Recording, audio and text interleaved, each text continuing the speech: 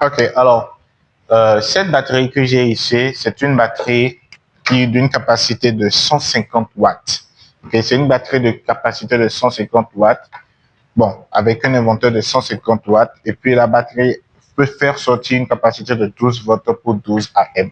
Donc ici, nous avons une batterie de plomb, ok, une batterie acide, voilà, une batterie acide. Avec cette batterie, vous pouvez charger beaucoup de choses, ok, et puis alimenter une télévision de 50 watts LCD, ok, pendant 2 heures et puis 20 minutes, pendant 2 heures et puis 20 minutes avec cette batterie.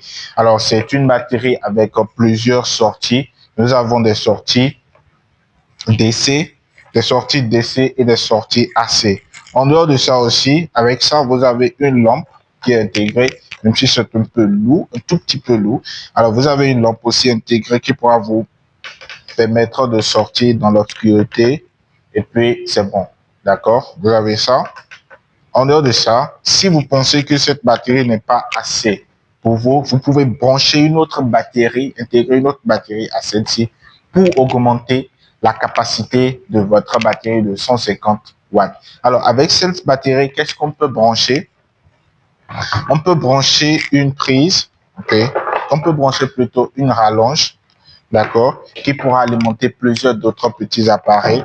On peut brancher aussi une lampe. On peut brancher aussi un ventilateur. Donc, nous allons brancher ces différents appareils et puis voir. Ici, vous pouvez brancher deux rallonges. D'accord, deux rallonges.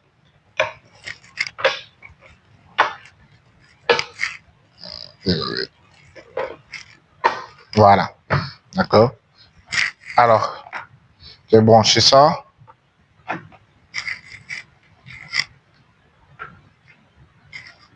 Et là, il y a mon téléphone qui est en train de charger. D'accord. Ensuite, je peux brancher aussi une lampe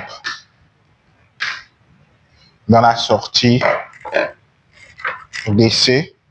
Et là, nous avons la lampe qui est allumée. Ou encore brancher notre ventilateur ici.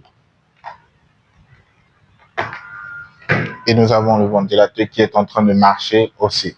Donc, avec cet appareil, vous pouvez brancher tout ceci pendant un bon moment, pendant un temps donné. Okay? Ça peut alimenter tous ces appareils. Maintenant, vous devez vous arranger pour que ce soit, ça respecte la capacité de l'appareil. Parce que si ça ne respecte pas la capacité de l'appareil, bien sûr que ça ne va pas s'allumer. Donc, plus la capacité est élevée et puis ça ne respecte pas ceci, c'est que c'est pas possible. Maintenant, si ça respecte ceci, plus c'est élevé, moins ça va durer, moins c'est élevé, plus ça va durer. Donc, par exemple, une lampe comme ça, vous pouvez garder ça pendant 24 heures allumé, il n'y a pas de souci.